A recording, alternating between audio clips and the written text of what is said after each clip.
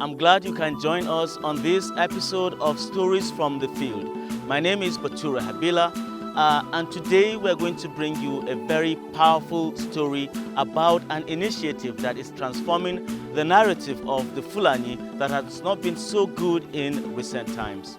In 2021, the Lord led Mr. Benjamin Schroeder Michael, an SIM missionary and founder of the House of Peace Ministries, to start an initiative to educate the children of persecuted Fulani through the Peace Nursery and Primary School, with a peculiar mission to strengthen the community of Christian Fulani for Christ through provision of quality education to the wider Fulani population in Nigeria. The vision is to train the Fulani to grow up to be champions of Christ to their Fulani folk. This is what the focus of this episode is going to be. Stay tuned with us. Imagine a community where clean water is a luxury. Children walk miles to fetch water that isn't even safe to drink. EMS of Aqua changes their story. We drill wells and boreholes and distribute water filters, turning the dreams of safe, clean drinking water into a reality. Join us in writing the next chapter. Support EMS today and help us to make a difference, one soul at a time. Thank you for joining us.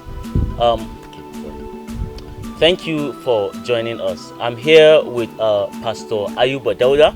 Pastor Ayuba is an EMS missionary on secondment to the House of Peace Ministries. He is also the manager of these ministries. Welcome, sir. Thank you for having you. All right, so let's talk about the Peace Nursery and Primary School. What is the objective behind starting a school like this? Tell us more about this school. Thank you. We are grateful for having you, and it is a thing of joy to have you people here around us. The Peace Nursery and Primary School started with the motive to educate the Christian Fulani believers with the goal to reach them through the quality education, and the motto of the school is do all to the glory of God to change the world for Christ. And as the name implies, Peace Nursery and Primary School, Peace, we have the acronym of the Peace, which P stands for pray in every circumstance, while E stands for encourage one another towards excellence, and A stands for act in Christ-like ways, and C stands for center our focus on God's kingdom, while the E stands for expect great things from God. Thank you. Wow, that's wonderful. So tell us more about what you do. How do you engage the children of the Fulani? What are the criteria for bringing in the children or the pupils into the school? Thank you for that wonderful question. As I've said earlier, the vision was called by the founder of this ministry, that is Mr. Ben Michael Schroeder, SIM missionary from Canada, serving in Nigeria. Now, when he came to this land, he was formerly at Egbe, so he called a vision to focus more on Fulani. Then he moved to the present location that we are, and thinking about communicating gospel with Fulani, he got to know that there is no any means we can communicate Fulani if you don't use the Fulani. So we make the education as an avenue to communicate to Fulani through their children, the persecuted ones, the those that have been abandoned. There's children here that are from different states and different places. Pastor Ayuba, I would like you to share with us the impact of this initiative. Thank you for that. Since the opening of the school is the boarding school. Since the opening, Peace Primary School has been a positive influence upon the Christian Fulani community. Our school is the only primary school in Nigeria that focuses on educating Christian Fulani children.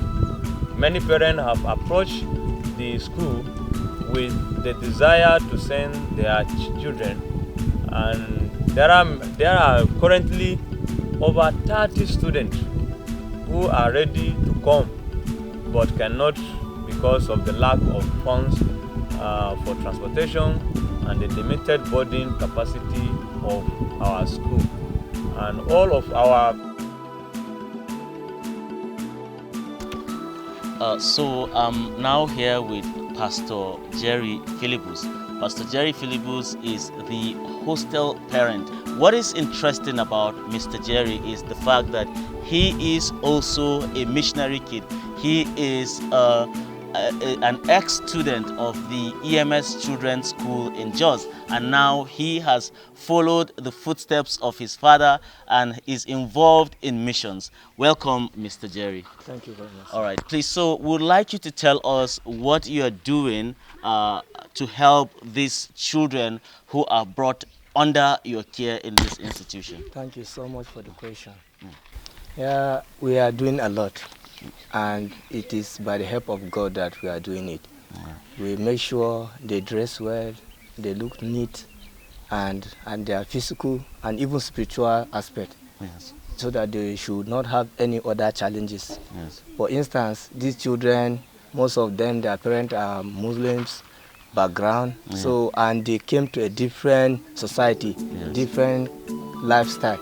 So it's very hard. You have to put a good close eye upon them, so that you see that they walk towards what you want them to be. It's not an easy task, but with God helping, we are trying our best. And I'm also the chaplain, so in church, in our chapel, I take care of them. In the house for the morning devotion, and I have some of the aunties that do help me too. So I'm now here with Mrs. Fola Shade Joseph. Mrs. Joseph is the assistant head teacher of the Peace Nursery and Primary School. Yes, ma'am. Please, can you describe to us the nature of the students that you have here? I mean, the pupils that you have here in your school? We have the less privileged pupils. We have the less privileged pupils in our schools, and the pupils that are from the Fulanis. Yeah, we have them too in our schools. Okay. So how many children do you have under your care right now?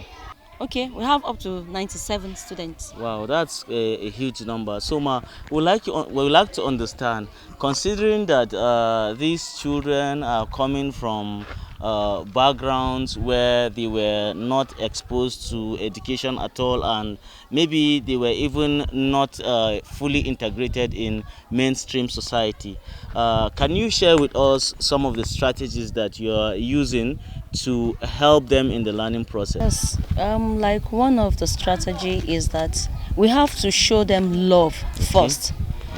By showing them love, it will bring them closer to us the more, and they will be more free to tell us what is in their mind. So from there, we'll start teaching them gradually how to do things, what to do, and how to do it. Like teaching them, when we teach them, if they didn't understand, we ask, some of them cannot speak English. Yes. So we have to look for a translator that will translate to their understanding. Yes. So when they translate to their understanding, then gradually as we are teaching them, we tell them to speak English. Yes. Even Encourage if them. it's not correct, Yes. we correct them. We encourage them, and they are happy. All right, viewers. So I'm here with Mr. Peter Adebayo Stephen. He is the head teacher of Peace Nursery and Primary School. He is spearheading the efforts to educate the children of the Fulani. Welcome, sir. Right, sir. I would like you to tell us more about the academic activities that you are engaged in your efforts to educate these children. I know that they are coming from very difficult backgrounds with no form of education at all. What do you do to help them to learn, and what are the strategies that you are using in this process? To answer the question, first of all, we first say it is with the grace of God. At the first stage, when we started the school, we started with very few children from the Fulani area. Welcome back. So let's talk about, I know that running an institution like this comes with a lot of challenges, comes with a lot of needs, right? So I would like you to tell us your areas of needs and the challenges you're having, and maybe opportunities for partnership for our viewers if they want to be part of what you are doing here in this place. Thank you. Actually, it is not easy to run an institution like this, as we have few supporters. One of our needs is staff houses. Many of our staff are living at the town. We rent the house for them, and actually it's because we don't have funds to build the staff house here. So if we can't have anyone that will support us to raise the fund in order to have the staff house at the compound, as we join hands with the house parent. Like presently, I don't live at the compound, and I wish to live at the compound, because my living at the compound helps them a lot. Because if I come to the compound by 7 o'clock or 8 o'clock, before leaving here sometimes is 9 p.m. or 10 p.m. My wife will be at home alone. So if we have the house here, it will bring more impact as we join hands with the house parent to move these children to the promised land that God has promised them to be. Well, it's been an interesting time speaking with Mr. Ayuba.